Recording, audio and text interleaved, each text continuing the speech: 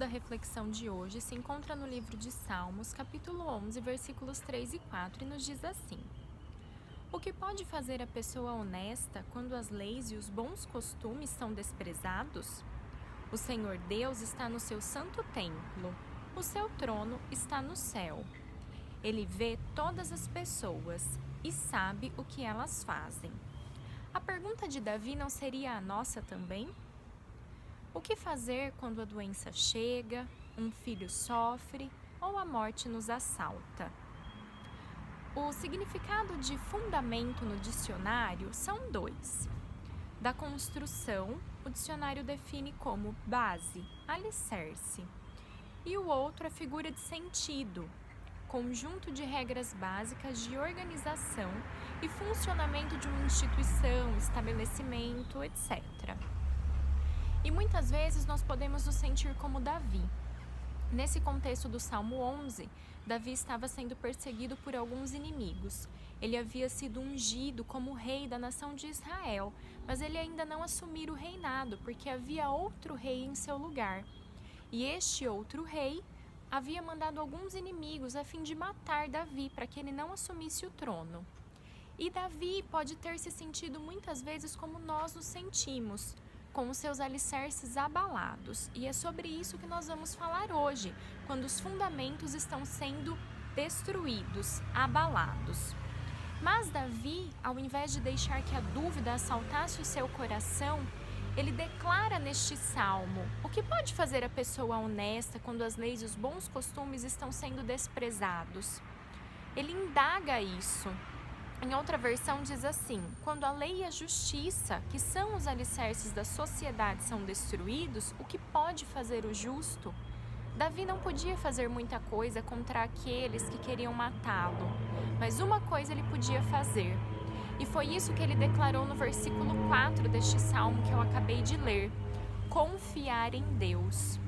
Então, quando a dúvida quis brotar no coração de Davi, ele prontamente respondeu, não com uma simples resposta, mas com uma declaração de fé. Ele declarou: o Senhor Deus está no seu santo templo, o seu trono está no céu. Ou seja, as tempestades de Davi não abalavam a Deus.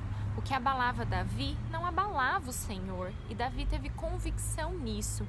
Aquilo que o atemorizava não atemorizava a Deus. Aquilo que o assustava não assustava a Deus. Deus vive em uma esfera diferente da nossa. Ele não vê como nós vemos. E eu me lembro quando Jesus conta uma parábola aos seus discípulos, aos seus ouvintes no Novo Testamento, e ele fala sobre dois homens que construíram uma casa. O primeiro homem construiu a casa sobre a areia. E Jesus diz que vieram as chuvas, problemas de cima, vieram os ventos, problemas dos lados, e subiram os rios, transbordaram os rios, problemas de baixo, ou seja, problemas de todos os lados. E deram contra aquela casa e foi grande a sua queda, a sua ruína, a sua destruição. Mas Jesus conta de um segundo homem, um homem sábio, que construiu a sua casa sobre a rocha. Vieram as chuvas, os problemas de cima, vieram os ventos, problemas de lado, transbordaram os rios, problemas de baixo. Assim como o primeiro homem. Deram contra aquela casa, mas ela não caiu. Ela permaneceu firme, forte, porque ela estava alicerçada na rocha. Nessa parábola, nossa vida, nós somos a casa. E a rocha representa Jesus. Se nós construirmos a nossa casa, a nossa vida, as nossas convicções sobre Jesus Cristo, a sua palavra, a sua vontade para a nossa vida, ele não diz que os problemas não virão. Ele afirmou que os problemas vieram contra aquela casa. E vieram de todos os lados, de cima, dos lados, de baixo. Mas ele prometeu, ele garantiu que a casa permaneceu firme, permaneceu forte, ela não caiu, porque ela estava firmada em Jesus. E é essa a promessa de Deus para a nossa vida.